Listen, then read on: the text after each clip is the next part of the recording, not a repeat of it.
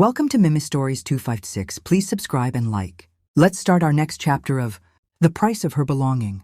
The little girl's mind was still on the mother and daughter pair. They left at the hospital.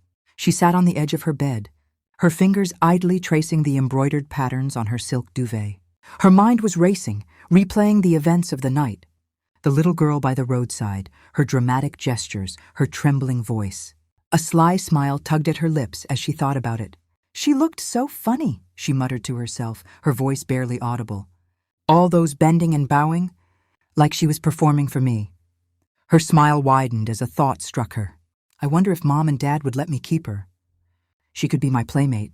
Her gaze drifted to the ornate mirror across the room, her reflection staring back at her with a mix of excitement and determination. I don't have anyone to play with, she whispered, her tone growing more serious. When Mom was pregnant, she always said I'd have a brother to play with. But then, her voice faltered, and she swallowed hard. The memory of her mother's loss was still fresh, a wound that hadn't healed. Her father's words echoed in her mind. Don't talk about it. It makes your mother sad. She shook her head, pushing the thought away. This is my chance, she said firmly, her voice rising with conviction. This girl isn't my sister, so she won't take Mom and Dad away from me like my brother would have. She'll be mine. I can order her around, and I won't have to share anything with her. The prospect filled her with excitement, and she couldn't wait for morning to come. She flopped back onto her bed, her golden curls spilling over the pillows as she stared at the ceiling. Grandma's the problem, she muttered, her lips curling into a pout. She hates the poor. She'll never let that girl step foot in this house. Her maid, who had been quietly tidying the room, glanced at her nervously. The girl's muttering was unusual, but the maid knew better than to ask questions. She kept her head down, folding the girl's nightgown neatly on the dresser. The girl let out an exaggerated sigh, catching the maid's attention. Miss, it's time for bed, the maid said softly, her voice trembling slightly. The girl turned her head sharply, her eyes narrowing into a glare that made the maid stumble back. I'll sleep when I feel like it, she snapped, her tone icy. Don't rush me. The maid nodded quickly, retreating to the corner of the room where she waited silently. She had learned long ago that crossing the young mistress was a mistake. Despite her angelic appearance, the girl had a devilish streak that kept the household staff walking on eggshells. The girl sat up suddenly, her eyes gleaming with determination. I have to find a way to make Grandma agree, she said, her voice firm. I don't care what she thinks. That girl belongs to me now. Her mind raced with plans, each one more elaborate than the last. She imagined convincing her parents, persuading her grandmother, and finally bringing the girl into her home. The thought filled her with glee, and she sat there gloating until her tiredness finally caught up with her. Her eyelids grew heavy and she drifted off to sleep, her dreams filled with visions of her new playmate. The maid watched the little girl with a mix of concern and exhaustion as she stepped forward to tuck her in after she had passed out. Beads of sweat still clung to the girl's forehead, a silent reminder of the storm she had conjured just moments ago. The maid let out a deep, shaky breath, relief flooding through her as she saw the girl finally asleep.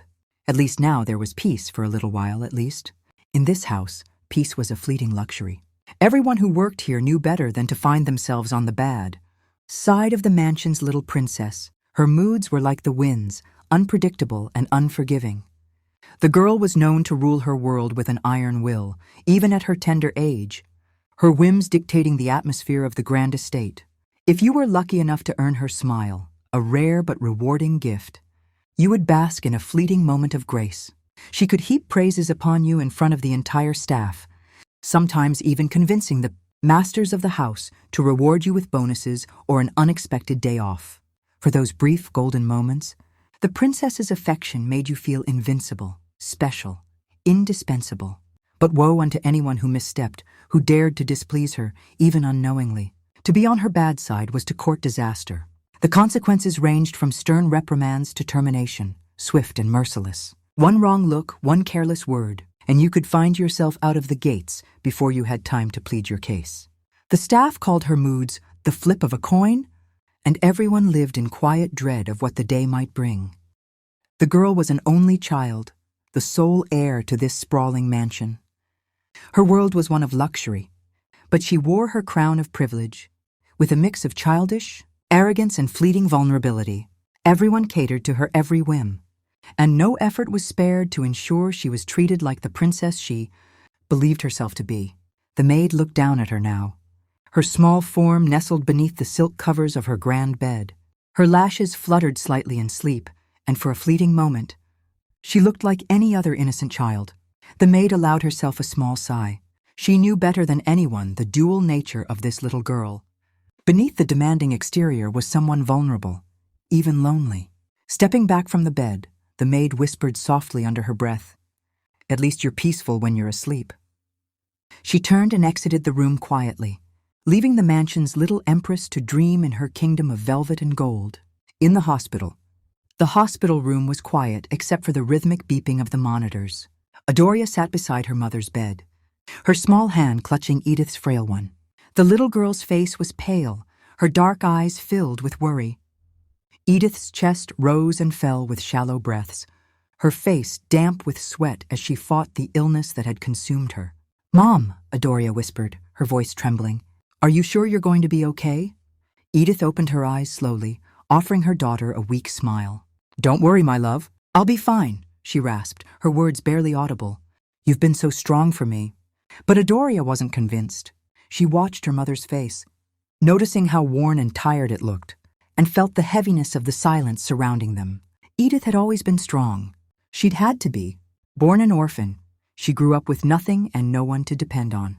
Her earliest memories were of hunger and loneliness. But she refused to let her circumstances define her. From a young age, she worked tirelessly. Odd jobs here and there, anything to scrape by. "I remember when I was your age," Edith told Adoria softly, her voice cracking as she reminisced. "I used to dream about having a simple life. Just a little home, a place to feel safe. But life doesn't make things easy, my love. It tests you." Adoria frowned, her young mind unable to fully grasp her mother's struggles. "Did you ever get to have your dream?" Edith smiled faintly, though her eyes glistened with unshed tears. "I tried. I worked hard, and for a while, I thought I could have it all. I even got into school, though it wasn't a fancy one. Still, it felt like the heavens were smiling on me." Edith's face was plastered with a smile as she stopped talking, diving into the memories she will never want to tell her daughter. Just do me a favor if you enjoyed the video. Please like, comment, and subscribe. A heart means support. Share your favorite twist or your theory before the reveal. Subscribe, please.